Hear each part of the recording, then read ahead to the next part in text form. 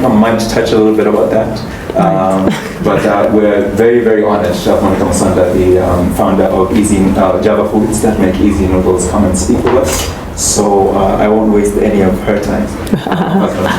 First of all, I want to correct what Sudimesi said. I might not actually say anything of substance, but I'm really happy to be here. And I'm actually happy. I come here a lot and happy to see different faces, because I actually thought, I paid a few people to come to listen to me. So really very happy. What I like about coming here is the people that it brings.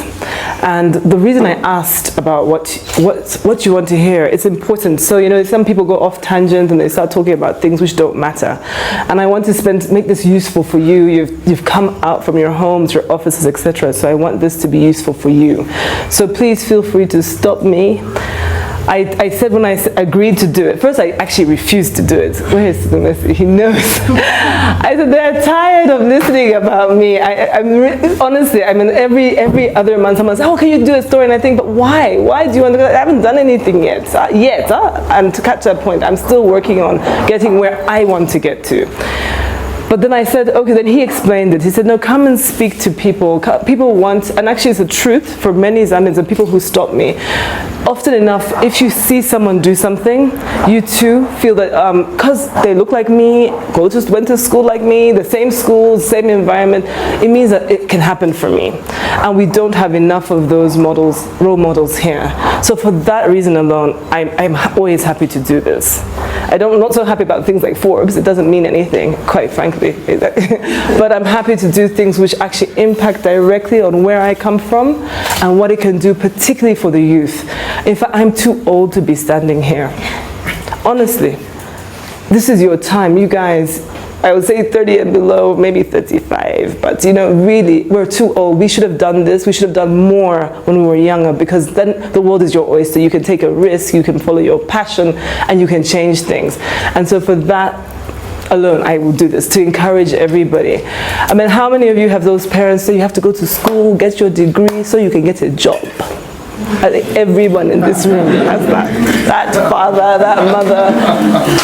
It's so common. It is so common that everyone says it. They say that because that's the norm. But do you realize, if I give you a statistic, that someone said that first of all, there are less than 600,000 jobs in Zambia. That includes the mining sector, the manufacturing sector.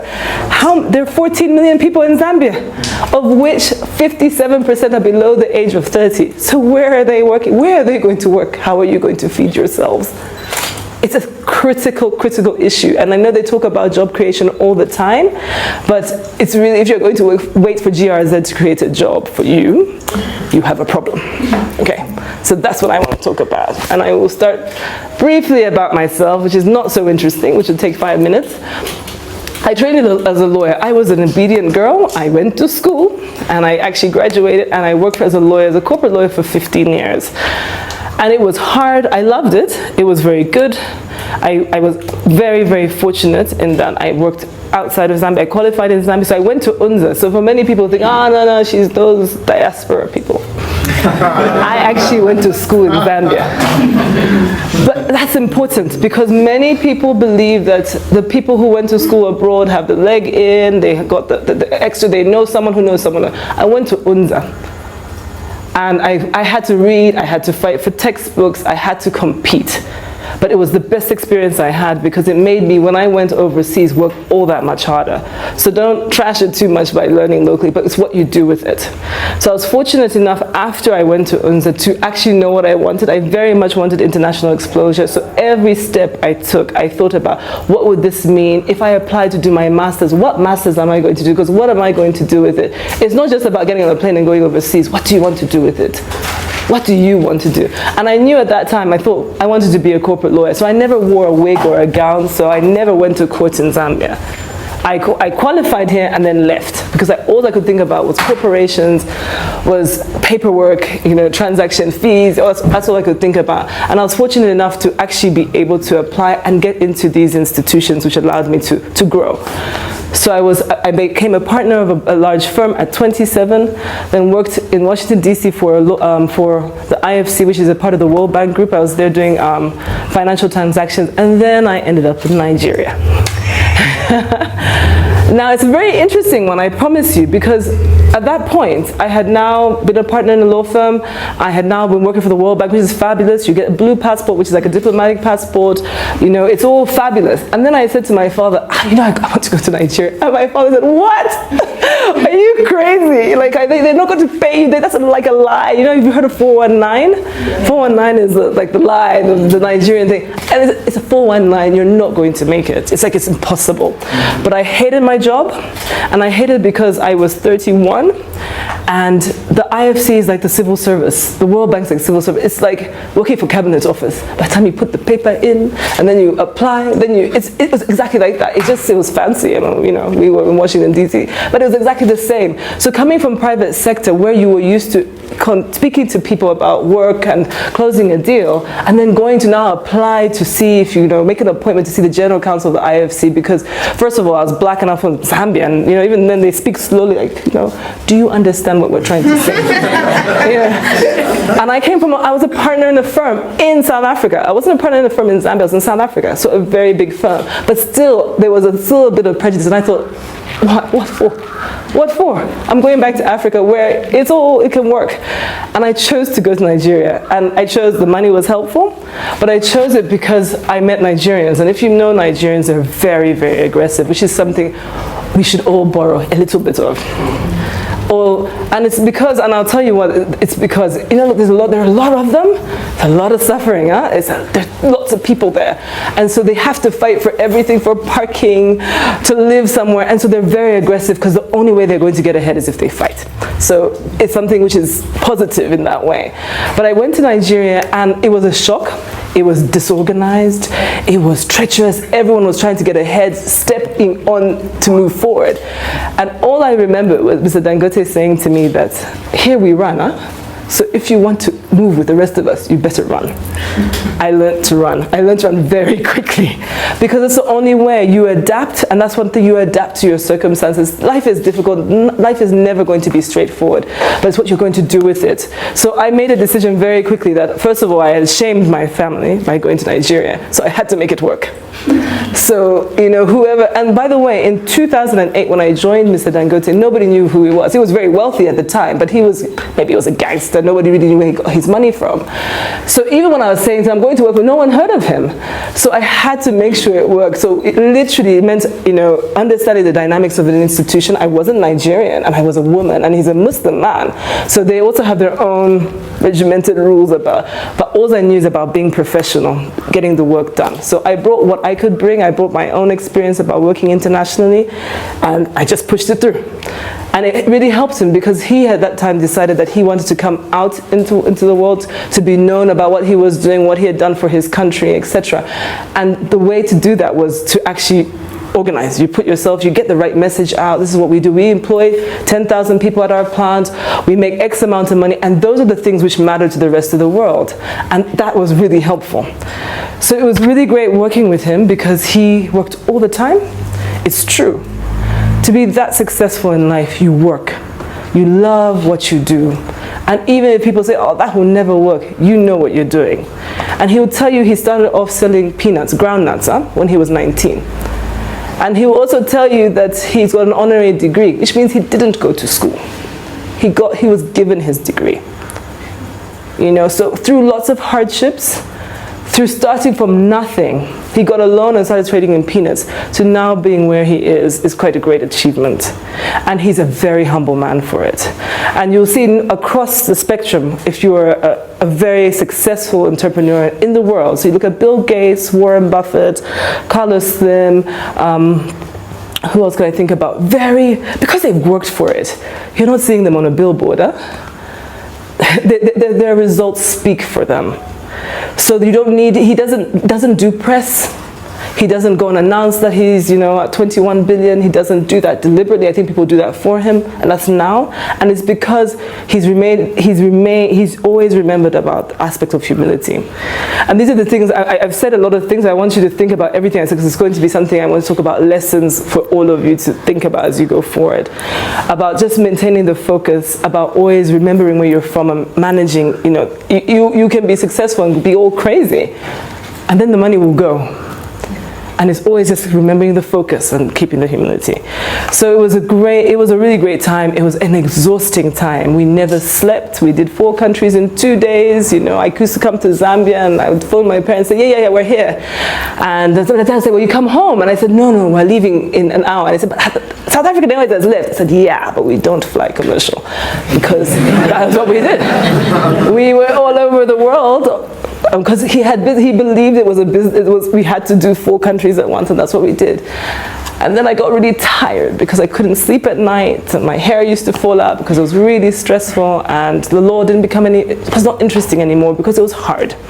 It was hard working for someone who's so driven, someone who's trying to get where he wants to get to, but it's not where I wanted to get to. So we had a misalignment of goals. I was not trying to be the cement guru of Nigeria, or I don't know what guru that would be. He was great to be around, to sort of inhale the aspiration, the leadership, the responsibility, because he's very responsible for Nigeria. He'll tell you that the reason why he started building what he did there is to employ people, to create jobs, his investments are first in Nigeria. And he believes very much in where he comes from, which is important for all of us here. We all have a part to play in this country. If you don't develop it, don't expect anyone else to do it. So which leads me to my next phase of my life so I told him, I said, no, I can't take it anymore. Can't do it. So, but what are you going to do?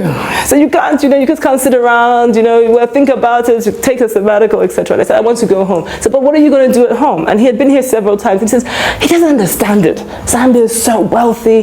They import sugar into Nigeria, they import wheat, they do everything. But no one is doing anything. He just doesn't get it.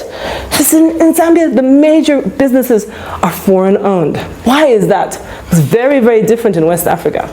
Businesses are owned by Ghanaians, Senegalese, Nigerians, and then you have the multinationals. But they are fundamentally owned business by people where they come. And he challenged me. He said, if you're going to go home, don't go and do law. Do something else. Do something, go into manufacturing, but start small. Start what you can manage. Don't bite off more than you can chew, and learn from the experience. Because I thought about it. I said, oh, maybe I should go to school. I haven't been in school for so long. Maybe I should go and do an MBA. I said, but what are you going to learn?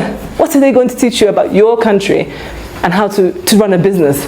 There's nothing London Business School, Harvard will teach you except the sort of more generic terms. But when it comes here to tell me how to move a packet of boom, surely you're not going to hear it. Or to create an app which works in Zambia for Zambians to use. You're not going to learn it outside. You're going to learn it here by watching the market, by understanding your environment.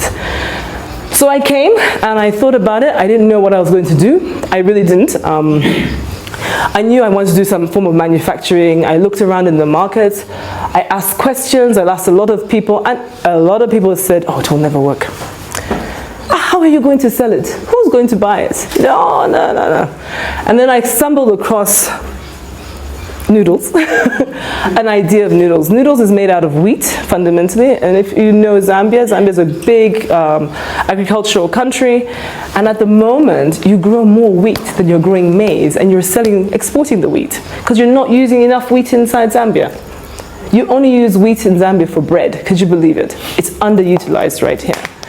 And all I could think about is, well, that's an opportunity. What can we do with wheat? Because at the moment, we do a lot of biscuits. I don't know if you've seen, there are lots of local biscuits. Now, every brand, Spinner, Shine, there's a lot of wheat. So you can do any biscuit you want, because you can. But what else are we doing?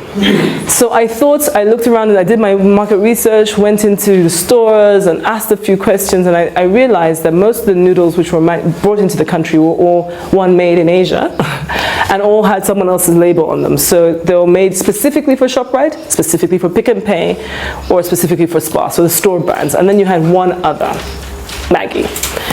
And they were actually quite expensive, because when you looked at them, in US dollar terms, they were about 40 to 45 cents, or which I would say, well, let's say 3,000 kwacha now, 3 kwacha now, yeah. Which is actually, if I told you how much this is worth, you would all faint. That's how cheap it is, yeah. So I thought that was a great opportunity, because there isn't an indigenous brand in the whole of Southern Africa. Hear me out, huh? Not in Zimbabwe, not in Mozambique, not even South Africa. Okay, so isn't that an opportunity for you? And it's all, I stumbled. It was just there. And I promised, no one will eat it. We eat in Shima. No, and I'm serious. Then how are you going to say the Indians won't buy it? This, I had everything you can think about, right? I've been doing this for 16 months now. We are the leading selling brand in this country. And then, by the way, from a base of 0 to 500 is not a lot, but it's But my point is that it's happening. You know, it was hard last year. We didn't make any money at all. But I lost a lot of money last year because of, you know, when you take your first step, it's very difficult. People don't really know it. ShopRite was like, well, you know, local brand. And I honestly, they're like, oh, you know, it's Zambian brand. We don't know what does it taste like, etc., etc. We had a lot of fights. But I can tell you, I learned how to fight in Nigeria. I was going to tell the man at ShopRite, you have to take my product. Why? Because the Ministry of Commerce says you have to have Zambian products. How many do you have? You know? And it's short of telling the man, do you know who I am? Because I know the minister. But I would have done it to get ahead, right? Use what you got. Even if I didn't know him, I was going to say to the minister to do it. And at that stage, then they think, are you Zambian? Because nobody ever questions them. Do you see my point? The minute you challenge them, then he thinks he's a bit nervous. And remember, they had their issues last year. They had work permit issues. They would have done anything. You could have sold anything to ShopRite last year. So if you missed it, I'm sorry for you. Yeah, literally. He took it. He continues to take it. Continues to take it. And they have problems with their supply. We do not, which helps us be a little more efficient. So our brand has actually really helped. But we also learned another thing. So I realized very quickly that only 10 to 15% of Zambians shop in a ShopRite or Pick and Pay or a Spar. So whilst I got the product in there, I'm still not making money. So I had to quickly innovate and quickly think about how am I going to get the normals, because the price point is fine. It's 2 kwacha. There's not a single thing you can eat as a meal in Zambia. Unless I'm wrong, someone can tell me. Can you eat a meal for 2 kwacha? You can eat a really bad biscuit and 2 bananas. You know, so at that point we had to think about it. So, you know, we're completely getting it wrong. The market is telling us the market is not where we think it is. It's actually over here. So how do we shift from here to here? You change your strategy. No longer, you know, your communication is no longer slang in English. Now you're on company, and now we've got Pilato. You know, you sell it. You sell what the market wants. You know, so lots of things the market taught me, and this is important because I can tell you, but you have to listen to it. But also, it means that it's not impossible. I hadn't lived here for 15 years, and I've been doing it for 15 months. What was it? You know, so I'm not a genius. I never did it before, but it's working. And I think my lesson to it is that just start.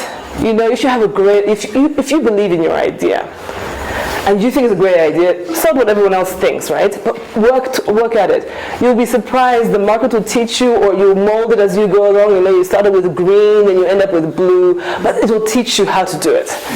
But you have to kind of persevere. You have to kind of stick with it. You have to believe in it. So don't do anything by half, huh? So I think I'll do it part-time. I'll sell shirts, and then I'll open up a shop. It won't work. It won't work. You really have to do it. So, and not all of us are meant to be entrepreneurs, not all of us will build a factory. No, someone has to work for government. So I'm not expecting all of you to go dashing to go and create something now. It's not for everybody, right? Know yourself. So that's the first thing I'm going to say today. Know your strengths. Know where it is that you can actually grow. You know, so if you are really talented at drawing and you love fabric, maybe you need to be a fashion designer, not behind a desk. You know where your strengths are and know what you love. Because when you are broke, when everyone is telling you it won't work, you better love what you're doing, because otherwise you quickly turn the corner and go back. It's so easy.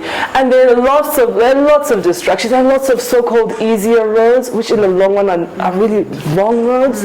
You know, just because your friends are going to law school, and you've seen that some so-and-so state council drives a Mercedes, it may not be your story. It may not be.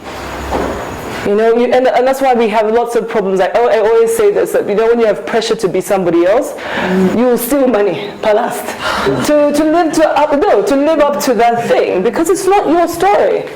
But if you do what you love, you'll find the little money to, you know, put that stand. You'll find it a way you borrow, you sell the shoes you love. You'll do it. You'll do it. And I trust you, I have done it. I've done it. I have no money. No money. I work for the richest black man in the world. I have no money. But I believe in my brand, and I believe that it will come through for me. Even if it's not going to be easy, maybe easy might not work, right? But something else will. But everything I've learned in the past 15 months has changed me as an individual, my outlook, and I'm so happy to be here. I'm so happy when I say here, I mean here in Zambia. Because I didn't need to be here. I didn't have to. I mean, unfortunately, my parents live here, but I could live anywhere in the world. I just had that opportunity. So Zambia could have just been a holiday destination, but I'm here. And I'm so happy to be here because I'm doing something. I'm speaking to all of you, making a difference to hopefully all of you. But it's important for me to, because no one else can come here, the airport don't work, Airtel. It's not going to change if we're all going to be outside. We've got to do something. It's your country. It's all yours. You know, so you can't complain and say, another thing, do you know that there are very few, there are actually zero Zambian-owned supermarket chains? Honestly.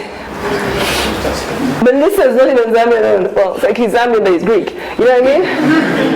So even that, in fact, Mr. Dangote was asking me, so well, who do you say your things? I said, oh, sure, but this is South Africa. Then I said, yeah, but there's nobody else. So that's what your problem is. Because imagine if I had all of you as supermarket owners, I would move much more product. To get ShopRite to take even a box, it was somersaulting, threatening, just that. You know, so it is quite hard. That's why I said we all have to be involved in the development of our country, or else it's not going to change. So if it's something I'm going to leave you, there'll be always frustrations, and things will never be perfect.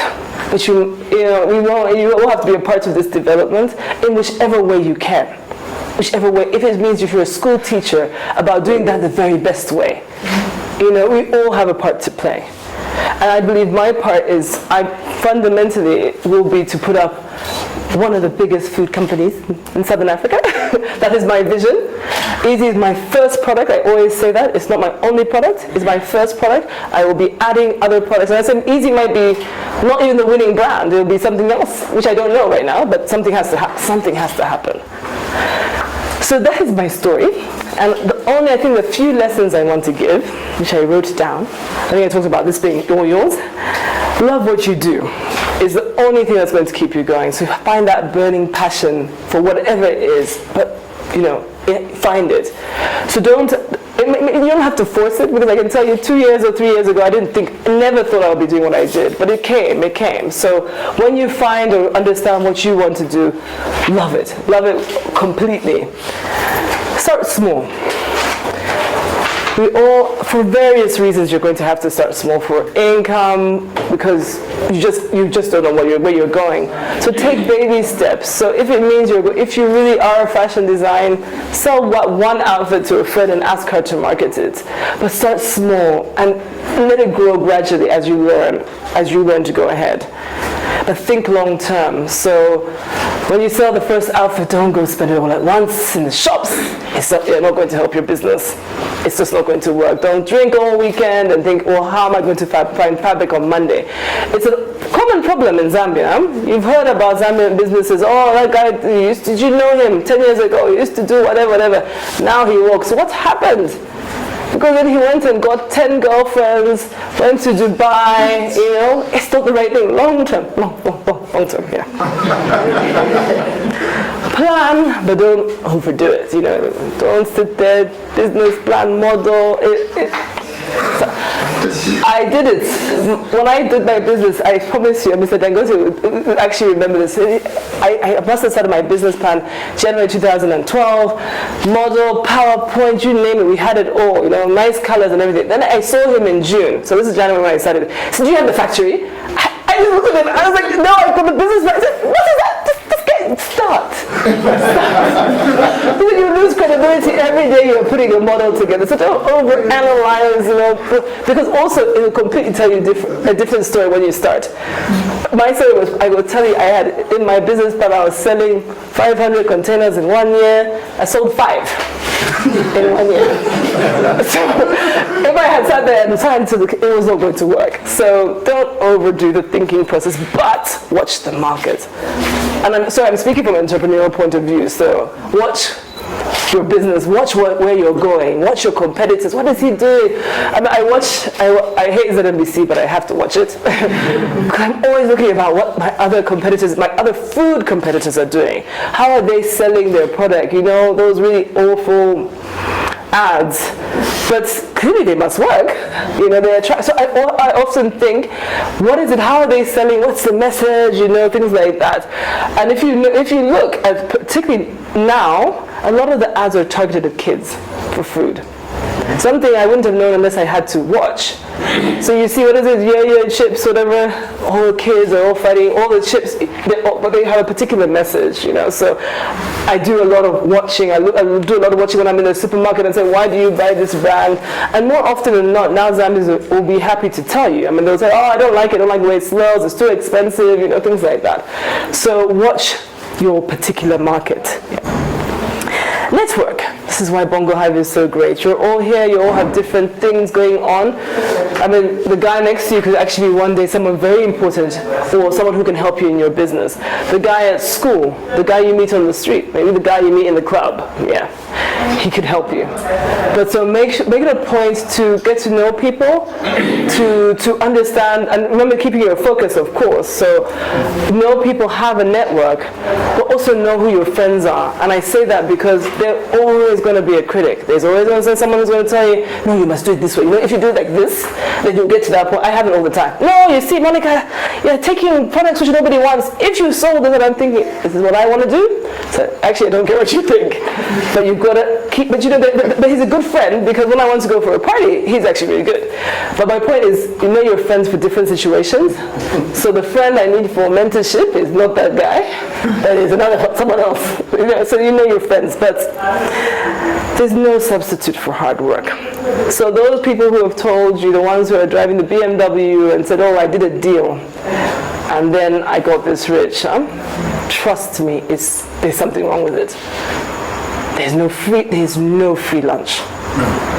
Today he's driving the B, and then tomorrow DEC is going to pick him up. Then what are we going to say? There's too much short-term, quick-win situation amongst our youth today. They're sitting around thinking that by doing one thing, their life is going to change. It doesn't work like that. It doesn't. And it's not Monica Musonda saying it. Every example, even in Zambia, it's exactly the same. If you look at Boom for Trade Kings, the guy is an Indian Zambian, grew up in Chipata, and he will tell you that he started making washing powder when he was 15, chemistry student, playing around with it. That's where he got the idea for the paste. And then 10 years later made the paste. And now he's in his 60s. He's been making paste for a long time, and it's a very successful product.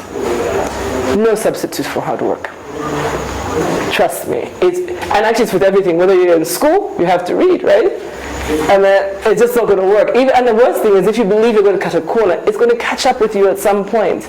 Some point you won't be able to sustain the quick win, it's just not a good idea. So I would encourage us to always think of that. My next one was innovation. We're BongoHive. Innovation is great. And since we're young and youthful and we like innovation, you have to think innovation because that's the way we're going. And that's one thing you have above all the old guys who can't innovate, who have just only learned what's up now or whatever. Honestly, you know your people, the young people are looking for innovation, new ideas. How do we do that? How can I use it on my tablet? How can I get it? How do I sell it? How do I monitor this? Is there an application for it? That's where we're going. So in your businesses, you always have to innovate. And I'll speak about in my own business how I'm trying to innovate is through products, thinking about which product is my next thing. I'm not trying to sell instant in Shiman. I think that's yesterday. I know my market. I know that my market is young and hungry. How am I going to make sure I get that 2 kwacha from them? So I'm innovating my product, and even my marketing tools are now innovating. So now Facebook, SMSs, or whatever it is, we're innovating in the way we're getting our message across. Innovation is important. So we cannot stay stagnant, or else we're just putting ourselves back. And then lastly, I think, is watch your pennies, or is it your kwachas? Because you'll need everything you've got. Sometimes you forfeit a little bit of the money from, the good times, in order to think of where I could put that money. And it happens all the time. Like, I wish I could buy a new car, but actually I have to pay salaries, or I have to buy stock, or I have to pay the radio guys. It's all about managing yourself, being fiscally responsible, and it begins in your home, on your own, in your life, and then it transcends in your business. So you're going to have to learn to, if you're going to go into business, about how to plan your cash flows, how to make sure the money goes in the right place, how to not pay people necessarily on time, but pay them, It's how you manage your cash. Who do you pay first? That's how we do it. Did they call? If they haven't called, don't pay them. Do not copy this advice. But it's how you manage your cash flow. But as I said, I think I want to bring it back to you, managing your young people. So if you're in your first job, how are you managing your money? Are you spending it on weave on? I don't know. People do. And then they have to borrow money, and then something happens. But that's the way you start. Don't examine that. We'll solve it tomorrow. And you can solve it today, so that tomorrow is better. So that's me. I don't know if I've missed anything. Yeah. Everything I've learned is, one, because I have a very good mentor in my former boss, and two, because the market has taught me. So I had to open my eyes for the experience. But one thing is, I don't discount education. I think education is important, but I think we have to, and this is why I really focus on the youth, because the older people are much harder to mold in their terms of thinking. Because I actually spoke to this is Zambian Federation of Women in Business. The average age in that room was 50. I wanted to fall off my chair, first of all. And they said, Monica, can you come and speak to them? And I said, where are their children? And then all of them, all the women who were there who want to do tie and dye, which is really uninteresting for me personally, but tie and dye and other things like that, all of them were doing business because they had retired. Wrong reason, because you will then give up and go home. There's no passion in this, it's necessity that they're doing it. Wrong. So that, for me, as parents, we have a big role in educating our children, but making them see more than just formal employment as an option. And actually, we will be getting there not because we're giving it, but because we're being forced to, because there's just not enough formal jobs. So we cannot just keep them at home. So in the end, in order to sustain themselves, you will find a lot, and you're already seeing it. You're seeing a lot of peddling, you're seeing people doing things. I mean, I'm sure those who are at the University of Zambia, everyone is selling something, right? Yeah. But just because by necessity, they can't rely on a government to pay you a bursary. But are we making them ready for that? And that's our role as parents, because are we giving them, making them understand financial, that aspect of saving money. I've given you 2 kwacha, save 1 kwacha. We're not doing that enough. So that cultural change is going to take a while, but it's not the education system which will change it completely. Because the Asian Zambians have it. Do you go to Kamwala and during school holidays, the guy is punching the till and he's counting money. So are we taking our kids to our office? Are we speaking to them about it? Or are our kids demanding it of us as well? So what you guys are doing here, the university students who are here, by being here is a good first step, because now you're inquisitive about it. But how did you do that? How do I apply for that? How do I? That's what you need to do, because things are no longer the way they used to be. It doesn't come on a plate anymore for us, and around the world it doesn't. Yeah, I think what's going to change it is that there'll be a critical mass of people. When I say that, in the sense that even if it's your group of people, if there are 5 of you in a group, and people see you're doing something, people are going to ask you, what are those people eating and doing? Because how come they're getting ahead? But we need more. We need more, me and you, to step out to do that and to work at it. Because ultimately, the more that people see that, these guys are hustling and they're moving and they're pushing, people are going to then say, we can also do it. They're not enough. I mean, it's not, and by no fault of anyone. It's just the environment we have come from, right? We came from a socialist environment where government, you work. My mother would say she knew she was going to go and where she was going to work. The job was given to you, right? But things have changed so much now, but we have to create it. And you're right, we don't have to suffer the way the Nigeria, which is thank goodness you don't, and that's a blessing. Trust me, it's a blessing, because you don't know what difficulties life is for people in densely populated environments where resources are very, very few. But so actually the time is now, and I think, as I said, it's bit by bit. You get a critical mass, you get a group of friends, even if it's 2 or 3 friends, and you're all doing something. Trust me, you are going to motivate another group of people, and I think it's already happening. Every time I come to BongoHive, I see different groups of people, and I'm always surprised. I say, what do you do? How old are you? And so things are happening. I had the privilege of meeting Mary here, actually, and Mary is a little hustler. I was looking at her, she was asking me, this packaging ain't nice. I was like, this chick, who is this little girl? But I looked at her and I thought, she's not sitting back.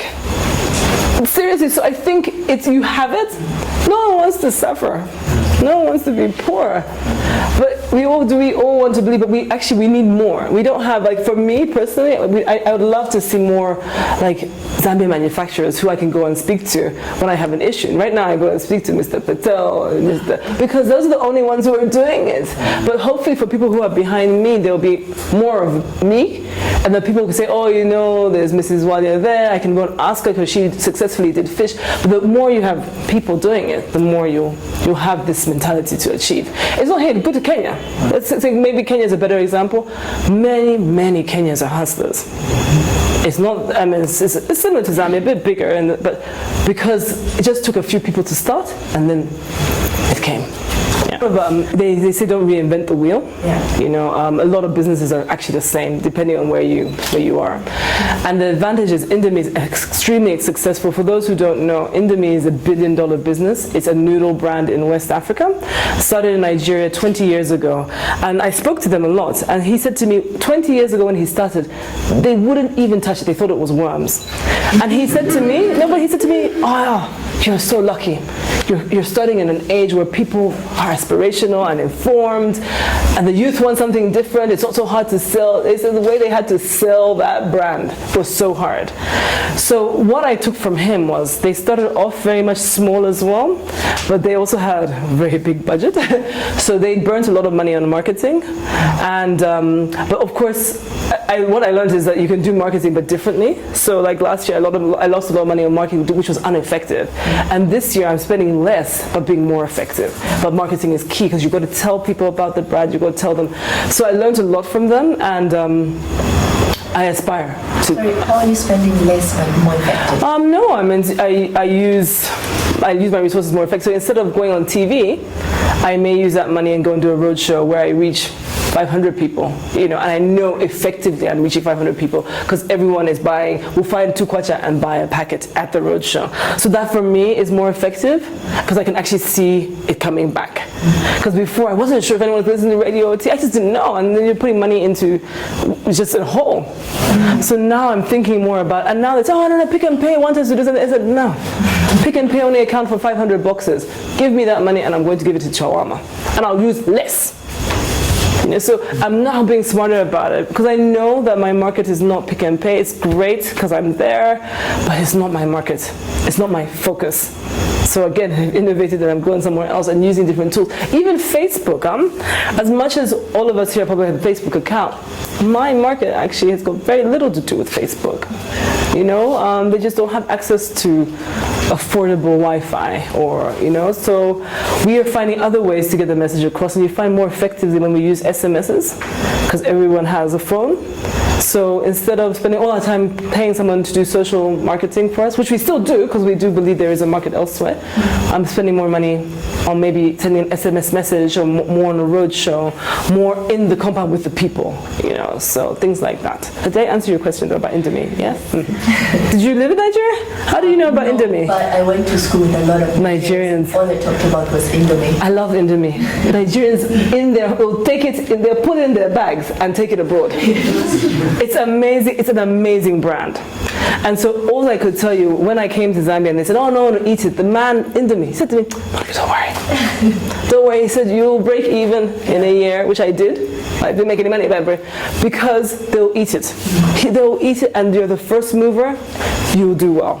And I hope he comes to buy me. I have no intention of I want him to come and buy me, yeah.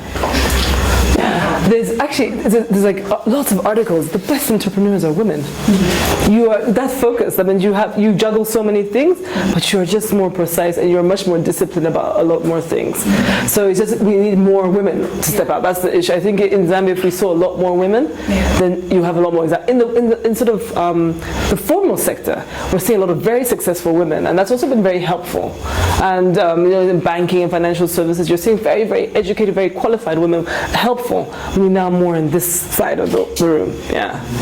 But definitely, I love the point about passion, because as I say, when it's going to be tough, that's the only thing that's going to get you out of the bed in the morning. The next day and the next day and the next day is you have to fight. And there will be days when it doesn't feel so good, but there will be something, someone will come and say something, and then it will renew it and it'll get back.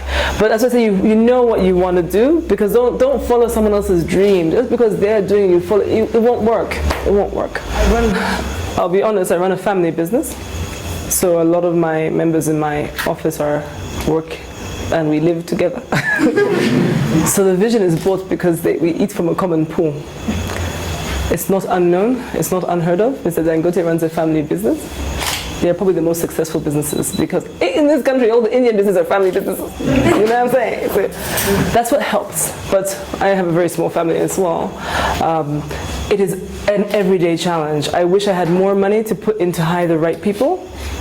It is very difficult. You fire, you hire, you train, and you make them believe. But I think we're slowly getting there. I think the more I communicate with my staff, we talk about the problems, we talk about it, and then they buy in and they see that they're gaining traction. They see that they're going in the right direction. They're seeing that themselves part of the business, and we're forming the culture. We're only 15 months old, so I don't even know what culture we are yet. You know, maybe I'm actually a very authoritarian boss. I mean, I'm sure there are a few people here who will say yes, it's my way. But I think I can't answer your question exactly, but it's going to be ever changing, and it gets worse as you get bigger. You know, as you get, then you really forget about the other guys, and the other guys are just there for a job. But I think it's to keep it mindful, because they say the most successful institutions in the world are because they've got the best people, and they all buy into the vision. But it's for me, it's a work in progress. I struggle, I really do. Yeah. And then you said the second about the background. So the company is actually called Java Foods, but Easy is the brand. I employ direct full-time employees, 14 people, and then on a part-time basis, I probably employ like 21 altogether. So we're still quite small. We are based in a warehouse on Great North Road and towards Emmersdale. We rent a 500 square meter warehouse. So I sit with the staff, so I don't have a fancy office somewhere. You're with them because you have to understand every part of the business. I mean, from the selling, from the customers. So that's why it's very important for me to be there. Where do we aspire to be? As I say, we aspire to have more than one brand. We aspire to have more than one flavor. We have two flavors, but more. We aspire to make Easy the #1 brand in Southern Africa. And I think I can tell you by the end of this year, I hope to be in 3 countries. That is my goal for this year: Zimbabwe, Botswana, and Zambia. And then you'll see my ad on DSTV. Then you'll all be looking for me. Easy doesn't make any money. So as I say, I wear a lot of hats. I do, but I do very limited work for very specific people. So I don't go to court. I do very on a corporate level, and when I can find the time. So I do, and only because we need the income. Otherwise, if we were doing very well, I probably wouldn't be multitasking. But we just need, they said, as I said, I think I read an article, which I think is on my Twitter feed somewhere, about the trick when you're starting up the business is not whether the business goes bankrupt, it's just the founder goes bankrupt. So I need to generate money to keep on putting the money in the business, yeah. Does that help? So, can I tell you a statistic so you all don't go out and make your own noodles, right? Even there are 14 million people in Zambia, okay? Lusaka has 3 to 4, let's say 3.5 million, right? If 500 people in the whole country bought 1 packet a week, I'd make a lot of money. A week. 500,000 people. So it's not impossible. You see, if I give you those figures, it's completely, at the moment we sell 540,000 packets a month. I have to get to 2 million packets a month, make this, for me, that's our goal, right? It's not impossible. Because also, because they're so small and they're so cheap, people don't tend to buy one packet. So most people buy 2 or 3. So even if it's just Lusaka, of which it's not, because we're in Southern Province, Copperbelt, Eastern Province, and Northwestern Province. So that's what I do the math. So imagine if you have, like, don't even think of me, imagine like Trade Kings, or those cheap biscuits. Can you just imagine what they're making? A biscuit is a kwacha, a coin. I mean, just, that's what I'm saying, you know, what are we sitting here waiting for? That's PS, whatever job. I mean, why? And you know, technology is the way forward. What you need to do something with technology to make it work. I mean, imagine if you hit the nail on the head with that. What it would mean, because everyone has a device, some form of device. So I'm definitely not I don't have the monopoly of brains. You all here, everyone is thinking. So you can imagine if you found something that just works. I mean, I look around all the time. I say, who makes flip-flops in this country? You know, things that people need. Who's doing salt? You know, I don't know. What do people need? There's a lot of time people ask me, a lot of times now, oh, can you mentor me, etc. And I personally would tell you it's about connection, because for me, it has to be a meaningful experience. It has to be, I know you, when you're having a bad day, a happy day, how to draw the best out of you, how to make you see things differently. You know, we're all stubborn, and sometimes if I tell you that won't work, it's not the right way of telling you. So I think sometimes, and a mentor could be anything throughout your life, in your personal life, about, you know, should I get married to this person? Should I go to this school? You know, who are you talking to?